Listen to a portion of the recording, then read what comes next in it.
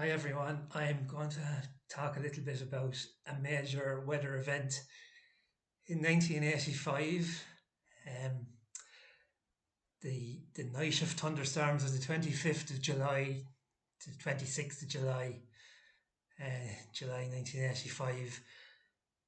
Really, there were thunderstorms of a generation, probably, possibly even a century. They were that unusual and memorable over a large part of the country. So just a little bit of background about it before I get into the actual thunderstorms. It was a poor enough summer before the 25th of July. I remember at home there were a few warm days the start of July, and we managed to get our silage done. So we're happy enough with that. Just at the start of the week of those thunderstorms, the Sunday the 21st of July. Me being a leishman, it was a very interesting and exciting time for Laois GAA. We were in both Leinster finals in hurling and in football, and these were the days long before backdoors or that when a Leinster final was a really big deal. So the hurling final took place against Offaly on July the 21st, that Sunday, and we didn't go too well. We were well beaten, 5-15 to 17 points by Offaly. Offaly went on to win All Ireland after that year in hurling. And the football final then was to come up. It would have been after the thunderstorms. It was going to be the Sunday the 28th of July. So just looking back on it now, like from that sporting point of view, for Laois, a small enough county, to be in both the hurling and the football Leinster finals, um, it'd be nice to. It'd be hard to think we'll ever see see that again in the two of them. We take one any day, but actually, who knows? Who knows? So just after that, then the days leading up to the 25th of July, it was 22, 23 degrees Celsius. And they were kind of humid type days, including the 25th itself. We'd hay mowed at home and we were turning it in that and um, trying to have it ready in time. Forecasts weren't as accurate as they are today and that, but you'd still listen to your evening forecast and that on RTE, um, see what the weather was and was going to be. So silage had been coming in since the 70s and that in Ireland, and doing silage and hay. There was still an awful lot of hay being made. And unlike now, like where people are doing first cuts very early in May and where often the fodder is in for cattle very early in the season in May and June, it tended to be later in those years. There was often, even by the 25th of July that year, 1985, probably half of the feeding for animals still had to be harvested. So that's the kind of the lead up to it. Just yeah, and with regard to silage and that, I remember our first silage pitch at home was 1980, so we would have been kind of to be a few before us probably were doing it and some after and that, but that was kind of the time frame when silage was coming in and that.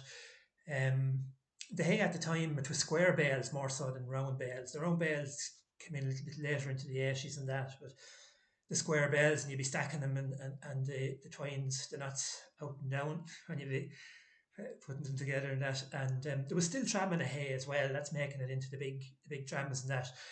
Labour intensive. An implement called a book rake was used then at the back of a tractor for uh, really pushing back at the big heaps of hay, putting it together, and then it was pitched into the tram, and the trams were sometimes tied down for wind and that to keep it if they wouldn't blow over, and the hay be pulled out at the bottom of the tram as well to keep it kind of so the wet wouldn't get in if it was raining, and button the tram as it was called. Um, Everyone had their job. I was 9 years of age in 1985, but we all had our little pitchforks, our implements, and we were going around tidying up between the ranks and trying to put the help in the overall job, and tea would be coming in the old glass Lucasade bottle and the the milk and the sandwiches and the break for that, and you go wash it again, and you worked all the daylight hours there were. Um, so that Thursday, the 25th of July, anyway, we had some of our cousins were down from Dublin earlier in the day, in the afternoon, I remember.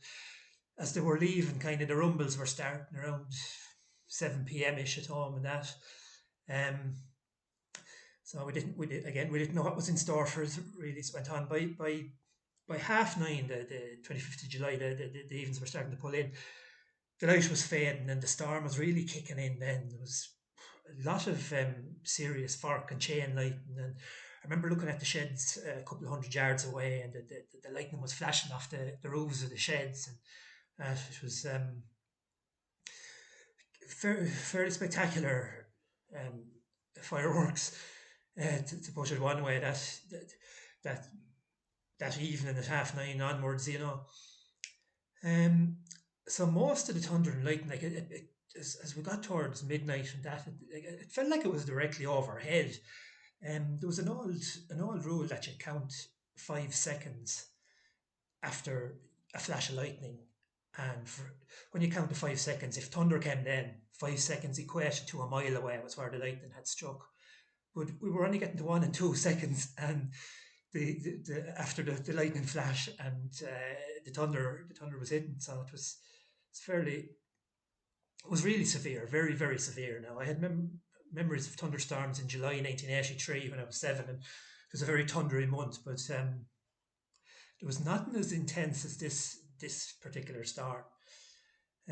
So they continued all night without abate, up through the southeast and the Midlands and the eastern half of the country again, especially, and just really, really no end to it at all. Um, it's sort of eventually they dissipated and died away around 6, 7 in the morning, the following morning, the 26th of July, a Friday. But there was a kind of a that day there was rumbling all day, and it was a really dark grey hue to the sky. And that the storm had done a lot of damage throughout the country. To tillage, apple and fruit crops were very badly hit. There were reports come in of an awful lot of hail, huge hailstones, golf ball size hailstones, and that. Reports of crows being killed, found on the roads around the Ty in Kildare from the hail. So that was that's just very unusual. And an awful lot of farm animals were killed, and they tend to cattle and that they'd lie in groups, and the lightning often killed maybe 20 together or large numbers together when it hit them in groups like that. So we went out to herd anyway at home the next morning, and we didn't escape. There was a 1.5-year-old bullock who belonged to my older brother.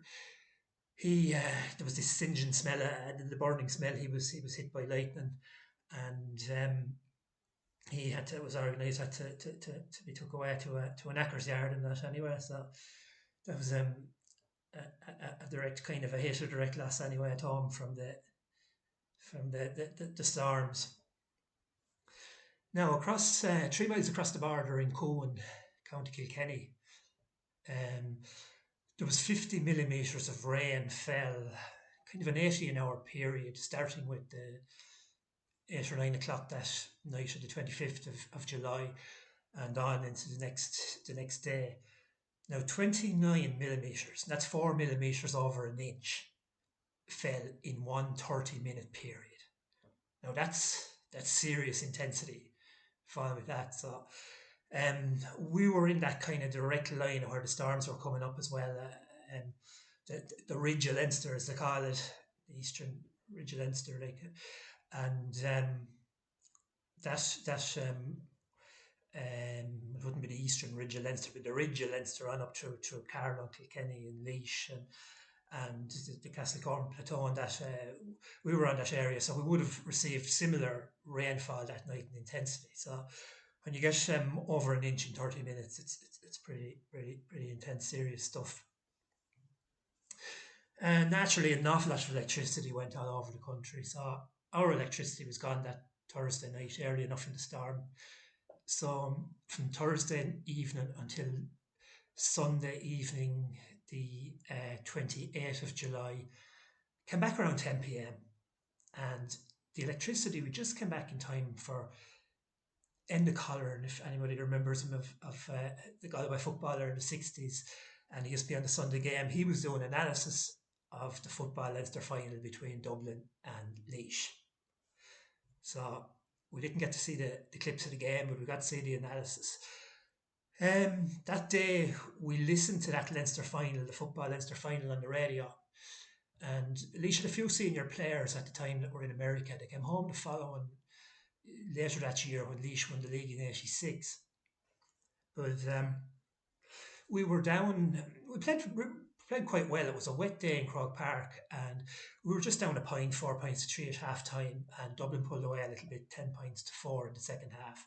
Dublin went on to the All Ireland final that year in '85, lost to Kerry. Kerry doing the second of a three in a row they accomplished in '86. So yeah, two Leinster finals and two disappointments, and a massive thunderstorm in the middle of it.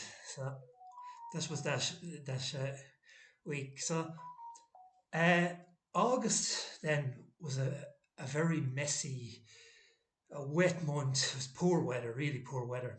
I remember going down to the field that was mowed for hay in July, and with wellies, like I'm sure we were really at nothing. There was puddles of water in it and that, and it was probably best just to leave it. There was nothing could be done with it. And the weather, it finally took up in September. And September was a warm month. It had a mean temperature at Kilkenny weather station of 14.5 Celsius. That was well above the norm at the time. Now, it's since been surpassed. It was equalled in 1991 and it was surpassed in 2006 and surpassed again in 2021. Again, probably a bit of global warming, where September's have been warmer. But at the time, 14.5 Celsius was a very warm September. And on the 10th of September, it was 23 degrees Celsius.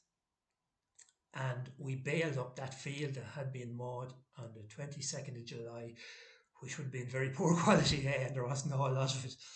But so that was how 1985 wrapped up. Again, as I say, September, a lovely month. I remember 23 degrees Celsius again on the 23rd of September, 1985.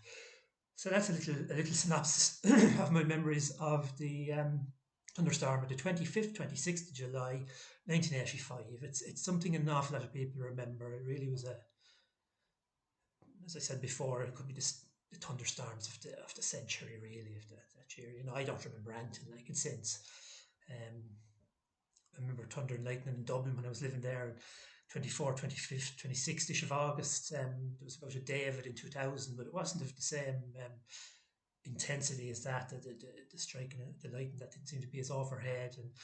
And middle of October 2003, again in October, there was hail and thunder in Dublin and that, but um, nothing like 1985. Thank you.